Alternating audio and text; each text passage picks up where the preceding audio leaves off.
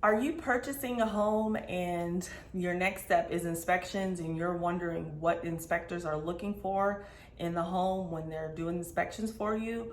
Well, stay tuned. I have a special treat for you. I have a general inspector and that's going to talk about some things that they look for when they're doing home inspections for our clients. And that video starts right now. Hey guys, thanks for tuning in. Welcome back to my channel. Today you are in for a special treat. We have one of our preferred general inspectors here. His name is Bob. He's with Key Home Inspections, and he's going to be doing our inspection today on this beautiful resale home here in the Northeast Columbia. So Bob, what are some things that you're going to be looking for when you're doing an inspection on a resale home? Well, on a resale home, I'm looking at the same things I look at for a new home, but on a resale home, sometimes things are broken or not working properly. A lot of times there's issues with the roof, wind damage or hail damage.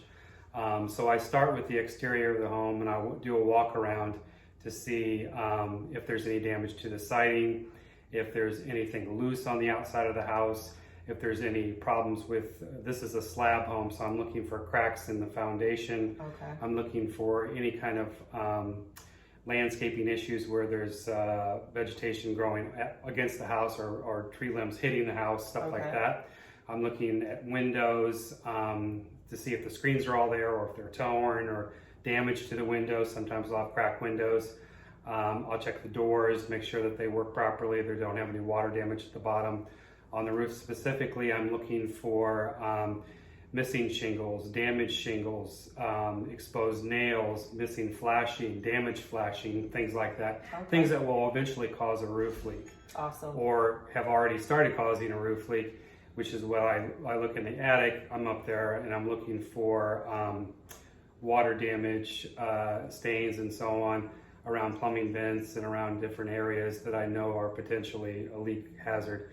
Also, when I'm on the roof, if there's debris up there or if there's stuff in the gutters, I note that as well because that could start or potentially cause a leak. Okay. On the inside, what I'm looking for is any structural issues, doors that are not closing properly, jambs that are off, electrical outlets that are not wired properly. Like we have in this kitchen, it looks like these outlets are not GFCI protected, but what happens is newer homes, these outlets are connected to a GFCI breaker. Okay. And so they're all connected to one where it trips off. But I have a tester that I use to test that to see, first of all, is it wired properly? If I get a green light, that it is. Okay. If I get a red light, it tells me what's going on. And then I have a little tester that will shoot a test signal through to trip the breaker. I'm looking at appliances, making sure the dishwasher's hooked up properly. I'm looking at the stove to make sure that there's a bracket on the back to keep it from tipping over. Okay. Looking for general damage and things that weren't done properly in the first place. Okay, and perfect. All right. So when you're on the roof, what type of things are you looking for when you're up there? Mostly I'm looking for damage like torn or creased or missing shingles. I'm looking for hail damage, which looks like somebody threw a bunch of rocks at the roof and there's blemishes on the shingles themselves. Mm-hmm. I'm looking for exposed nails, which means some of these shingles have to be nailed through the shingle and then they need to caulk over that nail because the nail will rust out and then fall out, and then you've got a hole into your attic space, which could be a roof leak at that point. Okay. I'm looking for nail pops, which I found one on the roof here. It's where a nailed in or a nail that's been nailed in through the shingles and then covered starts to back its way out and then goes through the shingle, damages the shingle, and then falls out. And so we have one here on the ridge that I've circled, and I use soapstone, which is like chalk, and it washes off to note it so I can take photos of it. The other thing I'm looking for is whether or not the gutters are draining. This is full of water and debris, and so it's a useless gutter at this point. It needs to be cleaned out. Okay.